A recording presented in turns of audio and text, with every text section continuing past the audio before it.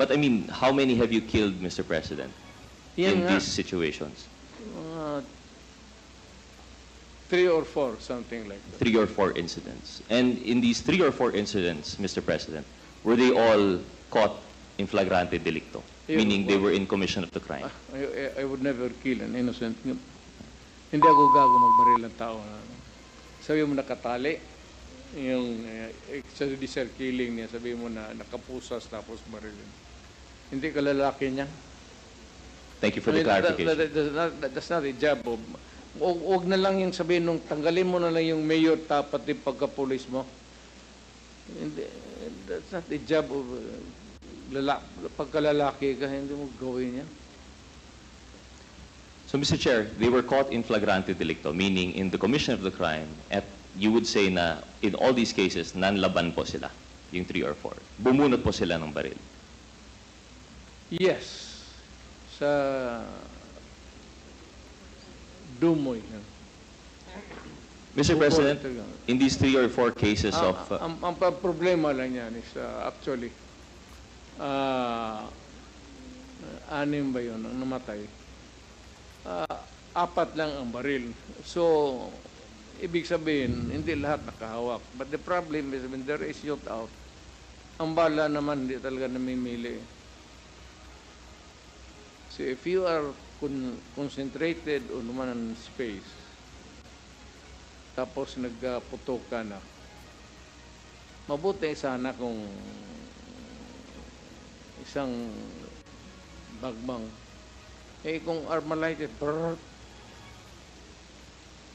So, Mr. President, you're saying in these instances of your vigilante nights na nakabike po kayo, minsan may collateral damage po? wala. None. Wala. So, in these 3 or 4 cases that you mentioned na may pinatay po kayo, nanlaban, were cases filed against you for homicide? Wala rin. Isn't it the job of the prosecutor to, if pag may namatay, either homicide or murder, that they would file the case and you would prove your defense in court? Si Pael, yung prosecutor, bakit niya ako na ngayon nanlaban, tapos ako pa i-prosecute mo? So, Mr. President, in these instances where you have killed these 3 and 4 people, and no cases were filed, No. No cases were filed. would you recall the names of these persons that you have killed? No.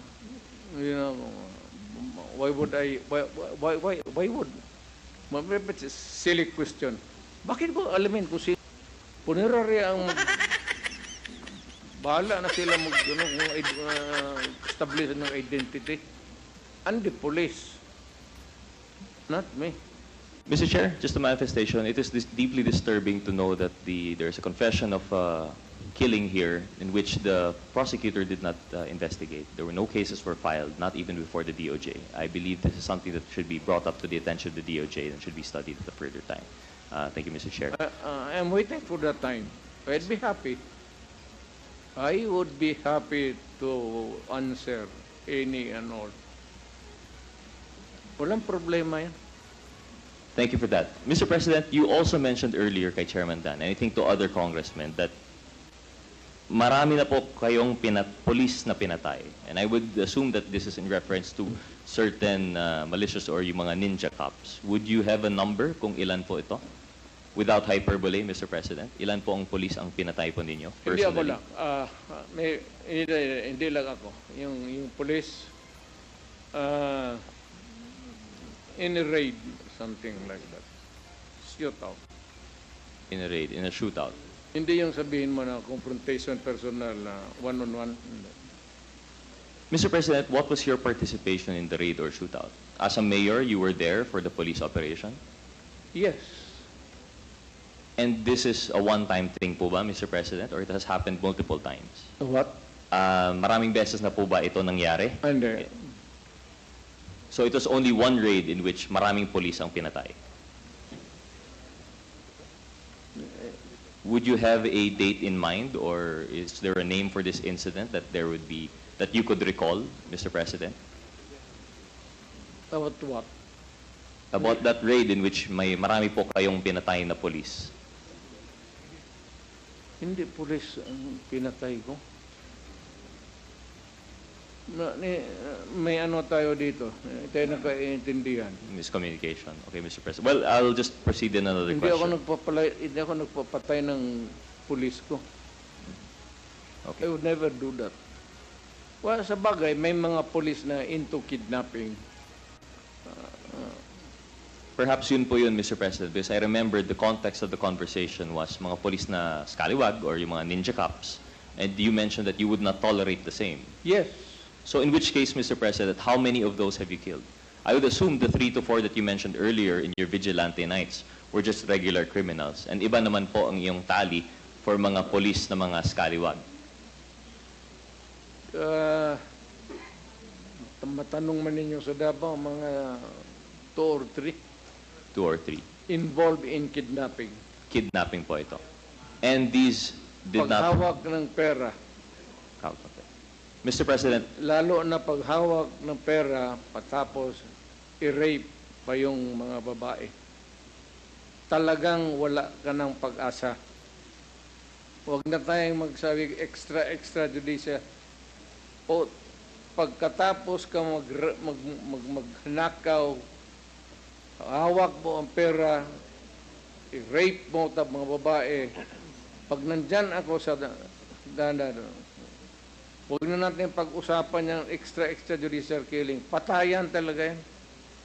so Mr. President, the story that you're saying now, yung mga police sa scallywag na 2 or 3, this was one incident, yung kidnapping. This is the same incident that you relayed earlier, yung mga nag-kidnap dinala sa Cotabato, tapos binalik po, kumain po sa bahay ng mga babae. Is that the same story, Mr. President?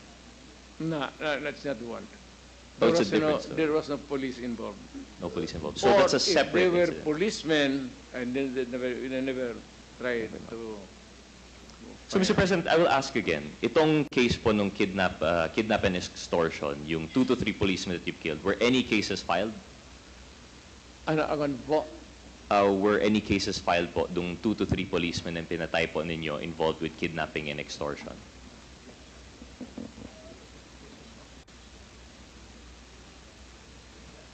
Yung police na pinatay ko, Yes. involved in kidnapping, Yes. wala na kaso yan. No more case. And like Against whom? against you po for having killed the policeman. Ako? Yes, Mr. President. Bakit? Bakit magupala ng kaso? May kasama akong pulis rin dyan. Hindi naman ako nagpapahiro.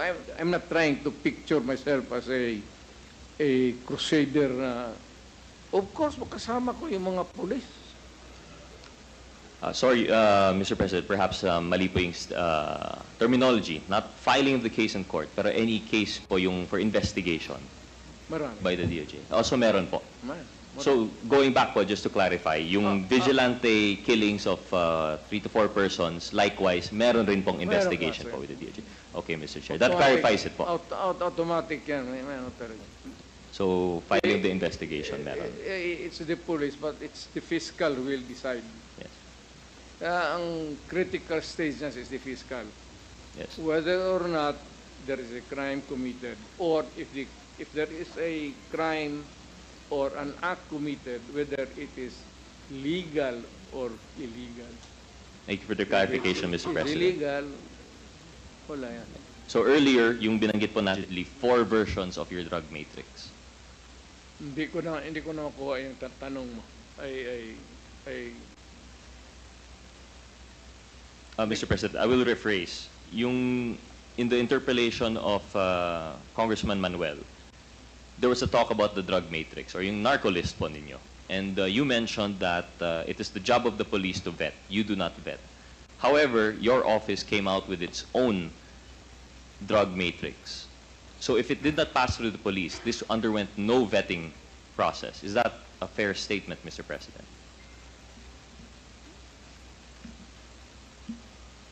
Vetting is a job of the law enforcement. It is shared by everybody. NBI, ipapasa yan. It's not only a requirement, it's their duty. Nagpapasahan kami ng information. But Mr. President, Yes, you mentioned that it would be the job of the PNP. So you mentioned now that it is coordinated with you. The PNP would coordinate that information with you. Yes, For the as release. mayor.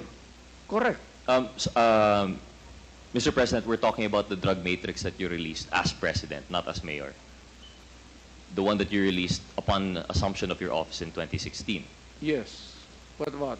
So this was vetted by the PNP. Was PIDEA involved, Mr. President? I'm confused now. What's the question? Mr. President, I'll rephrase. Particularly during your presidency, hindi na po nung panahon na kayo ay mayor. When you sat as president, you came out with the drug matrix. Now, I believe part of the interpellation of Congressman Manuel was that there was a question kung vetted po ito. Ang sabi po ninyo, hindi vetted. But now you're saying vetted naman po siya by the police, not by you. So you confirm po that, Mr. President? Lahat ng listahan na dumadating sa akin, clear, binabasa ng babayan, ng military, ng police. And Mr. President, the PIDEA was involved in this initial list. Of pagka-drugs, PDEA talaga dapat. I believe the drug matrix was used for the identification of yung mga HVT po ninyo, yung high-value targets. So it is involved with drugs. So PIDEA should have been involved.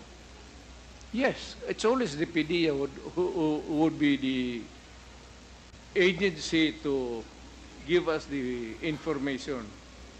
Mr. Chairman, through the committee, DG Lazo. DG Lazo, good afternoon po. Could you correct me if I'm wrong, DG Lazo, but as far as PIDEA is concerned, in our previous hearings, you've mentioned that the drug matrix, when you were trying to trace the origins, dead end po kayo. The initial version, wala po kayong involvement. Yes, Your Honor. You mentioned there were 4 versions. Is that correct, DG Lazo? 3 Three versions, Your Honor. And of these 3 versions, how many did PIDEA participate in? None, Your Honor. None. So all 3 versions, and may we know, I believe you had the timeline presented prior. One was 2016. The other was, would you give us a rundown of the dates po, DG Lazo, please? I do not have. Can I just refer to my? Of course, please. Through the Honorable Chairman. If you would allow, Your Honor, we have a PowerPoint presentation for this. We can have it flashed, but it will take a few minutes. That's okay with you. Through the Honorable Chairman, kung okay lang po, just mentioning of the dates lang po, we don't need the PowerPoint. Yung the date for the first version, the last date for the second version, and the date for the third.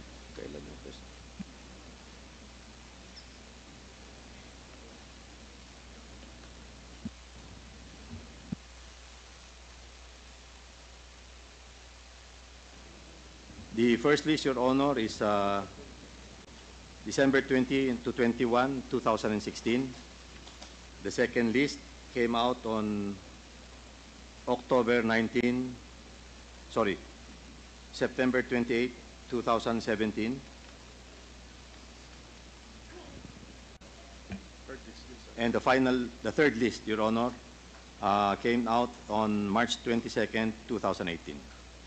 Thank you very much, DG Lazo. And to confirm again, no participation on the part of PIDEA for vetting these high-value targets. None, Your Honor. Thank you, DG Lazo. Mr. Chairman, I'd like to direct my questions to the former president again.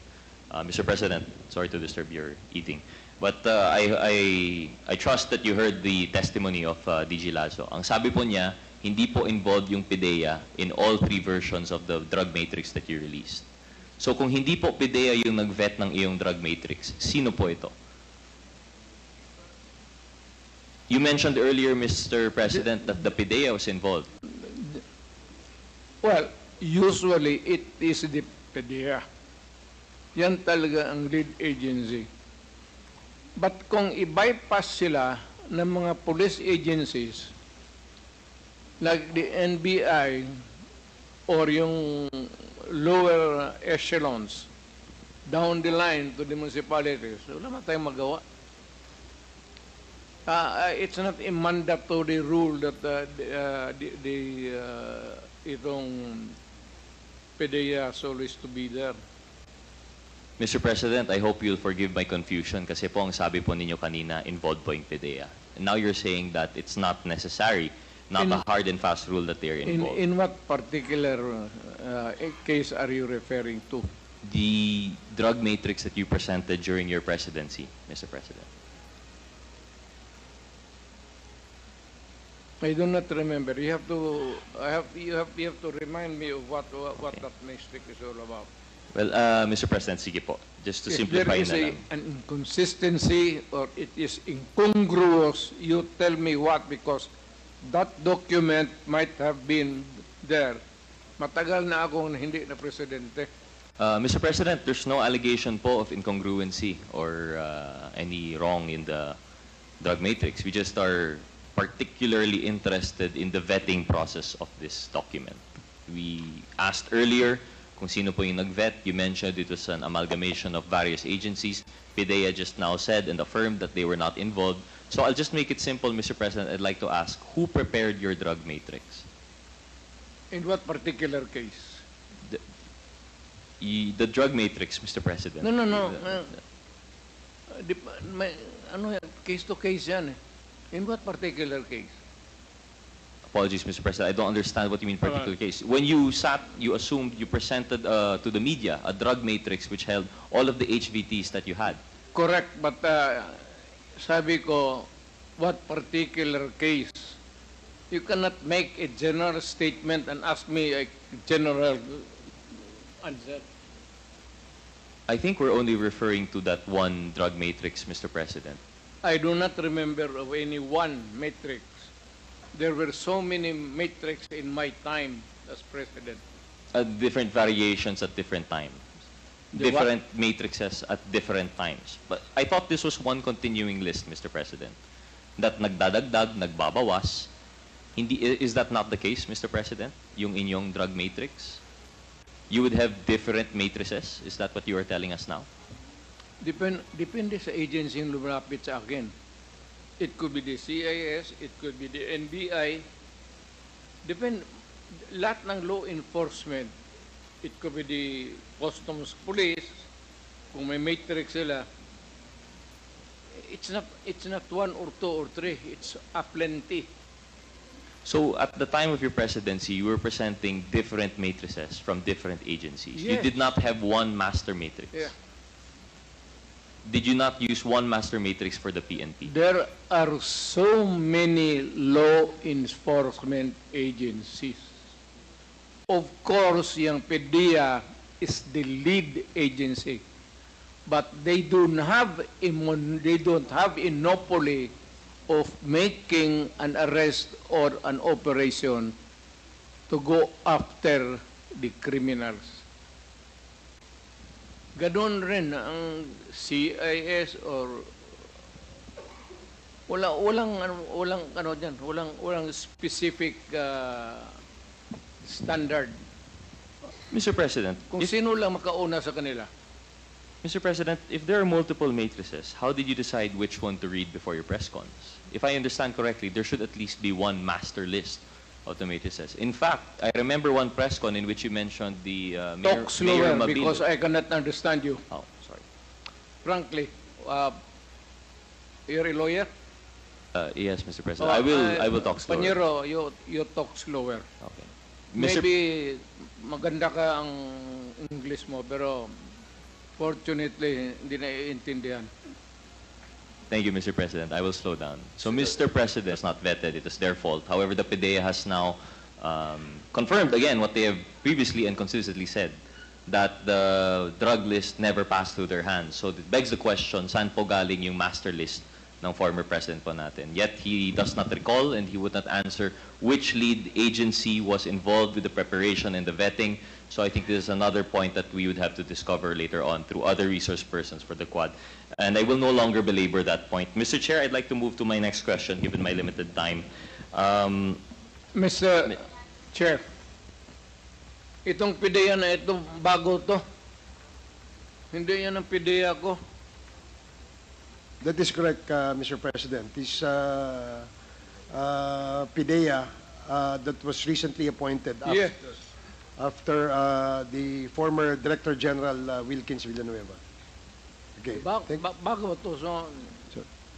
I don't know. Thank you. Please proceed. Thank you, Mr. Chair. Mr. President, just a few more questions given the time constraint. Mr. President, I'd like to ask about yung 2016 meeting allegedly. And according to the testimony of Colonel Garma, you made a phone call to her asking about how to come up with a task force for the nationwide implementation of your supposed drug war. You mentioned earlier under questioning by Congressman Pimentel that Colonel Garma is lying, that you never had that conversation. And if I'm not mistaken, you said that she approached you with information as to drug suspects, and that, if I understand correctly, he called Leonardo to corroborate the same. Is that your statement, Mr. President? Many times, hindi lang sila, lahat.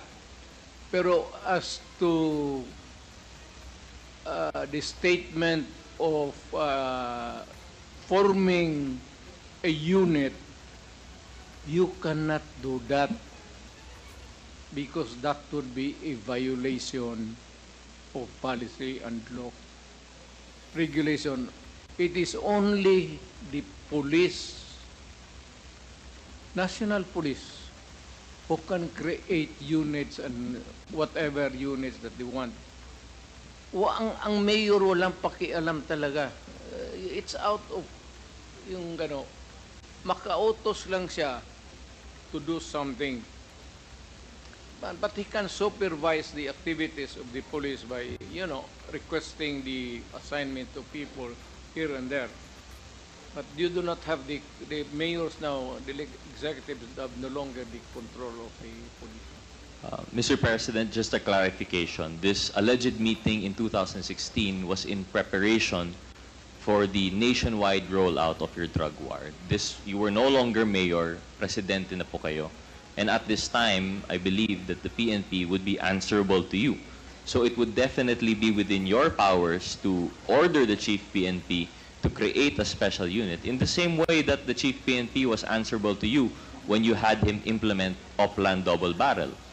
So with that, Mr. President, seeing that it was within your power, if you willed it, that a task force be committed, that the task force be organized, it is very much possible po that you called Lieutenant Garma asking how to formulate the same.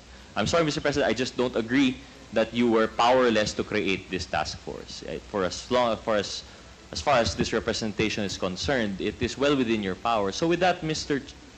Chair, Mr. President, how do we reconcile now your statement that you never made that call to Garma to organize that task force when Colonel Garma was able to give specific details about your call to her, about your meeting, in relation to finding a person to manage your drug war, in the person of Colonel Leonardo? This fact you stated on national television. I believe it was an interview with Attorney Panelo, in which you gave your reasoning for selecting someone of that religious affiliation. So, how can you say now, Mr. President, na hindi totoo yung affidavit ni Garma when there are bits and pieces of facts there that you yourself corroborated? Bits and pieces naman kaya. It can be the whole of the affidavit that we're saying now. Hindi naman hindi ko maintindihan kung anong pinagsasabi niya. But this I particular... have not read the affidavit so that I would not be in a position to correctly really to respond to your question. I am at a loss kasi ikaw yung may hawak ng... So you are now trying to investigate me. Para kang investigador. Yung may hawak ka ng affidavit dyan, executed by another person, and you're trying to confront me with the statements made in that affidavit, and you're trying to exact an answer from me. Pagka ganon, maghinto tayo dito. That is not proper. Mr. That President. is not fair. Mr. President, we're not... Hindi. Titindig ako dito. Bigyan mo muna ako ng... Session suspended. Yung mga affidavit, basahin ko before I answer you. Suspended, sir.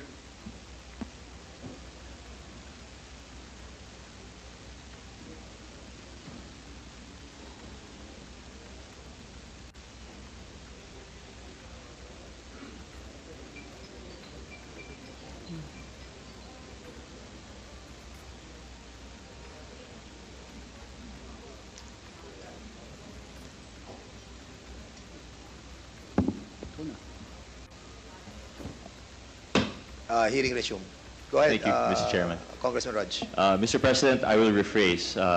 Just to reiterate the context, this is not to confront you with the affidavit, but we want to reconfirm your statement with your interview with Attorney Panelo. Because, just for your information, Mr. President, we understand you do not have the affidavit now, but one of the bits and pieces that was relayed by Colonel Garma is that you contacted her looking for a person with a particular skill set and religious affiliation to help you manage and drive your drug war. Now, that fact you have corroborated in your interview with Attorney Panelo when you said that you were looking for a person of that religious affiliation because they are trustworthy with money.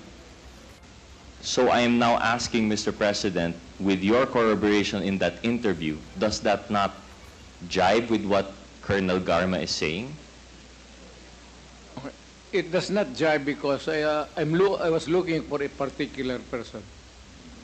Maybe a member of a sect, but it had to be one who has the brain and the balls to do the job. So, Mr. President, if you were looking for a person to fill that position, what position did you have in mind? Was this your drug war czar? No.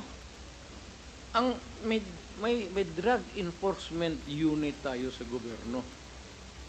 It cannot be na they were there to just ask for an advice of how they would participate in the drug war. Hindi sila pwedeng mag-create ng unit because that is not allowed. It is only the police who can create a unit or a division. The mayors do not have that power. Mr. President, I'm talking about this time you were already president po, no? Yes. So, you were in a power to create that position. I'll just go back to your statement po, no, Mr. President.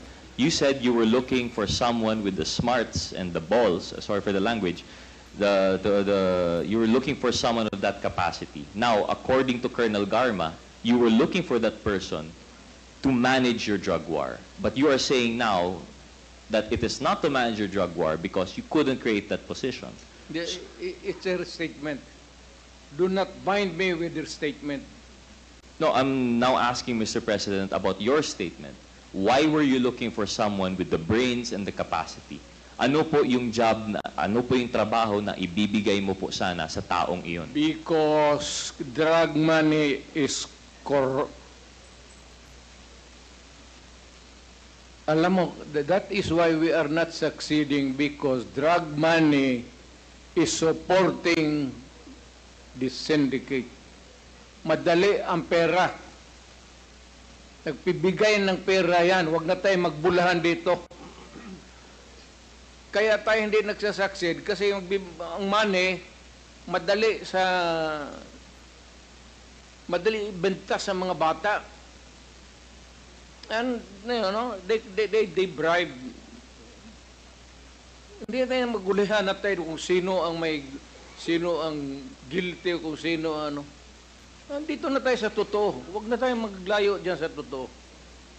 So, Mr. President, you are confirming that you were looking for someone to fill the shoes of a position related to the drug war because you are talking about drug money and how it corrupts people. Yes, that is why. So that is why sinabi ko, Iglesia ni Cristo.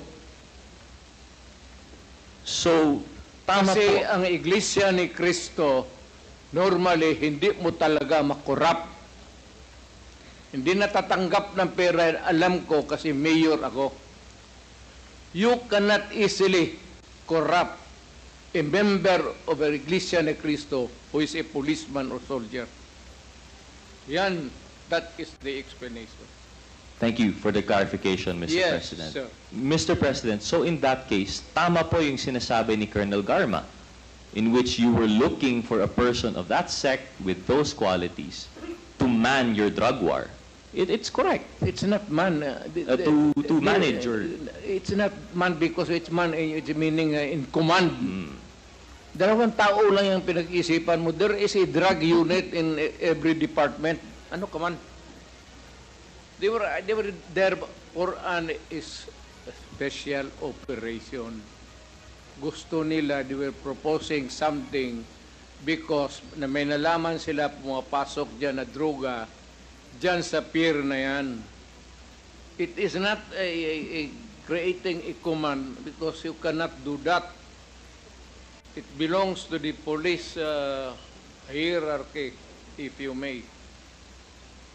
Walang power ang mayor dyan. Thank you, Mr. President. It was an operation. Sila yung nagsabi, meron kaming nalaman kagad. O, sige. As mayor, I will support you. What would I refuse? Kung may naglapit dito na police magsabi, sir, may nalaman kami nito ng ito, we need this support. Sinong mayor na hindi lalo na ako. So, Mr. President, Ako nga, pumapatay ng droga eh. Suporta pa sa police. So, Mr. President, when you were looking for this person, in the person of Colonel Leonardo, although it was not to create a task force, it was for an operation which they were proposing. That is what you are telling us now, Mr. Yes, President. because as sasabi ko, the corruption, madali. Madali sa law enforcement, corrupt. Kaya kailangan mo ang tao na ano. Sabi ko yung mga iglesia ni Cristo, hindi mo madali-dali yan mabili. That's the reason why. Mr. President, this proposed operation, was this a nationwide scale drug operation? No, I don't think so. Would you... Parang ano lang nila yun, but I suppose that it was not on that scale. Maybe yung ano lang yung pasok labas na ano. Or if it's an operation that you are asking as a drug syndicate. Hindi. Mr. President, I know we're pressed for time. Just one more question, if you would indulge. You mentioned in the Senate hearing that you had to seem to have a distinction. You had the DDS, as you said, that the media would portray being the police. No, you mentioned some of your chief of police of Davao as being members of your death squad. But at another time, you mentioned you had a personal death squad na hindi po kapulisan. You mentioned, I think, at least you had 7 members here. Well, These... as mayor, I was fighting crime. I was fighting the insurgents. Remember na hindi mo lahat maano yung it's Mindanao. The insurgents were active, the criminals are active. You cannot utilize all the policemen there. You have to have some mga civilians who were there in the insurgency na napasok sa iyo. That's a complicated matter. Wag ka pumasok diyan, hindi mo alam yan eh. Yung police, iba yung trabaho nila, but there are activities there which you have to have men from galing sa kanila, galing sa mga nag-surrender. Hindi mo kasi alam, diretso lang yung istorya eh. That is why it is good. Mayroon tayo nito that I can clarify everything.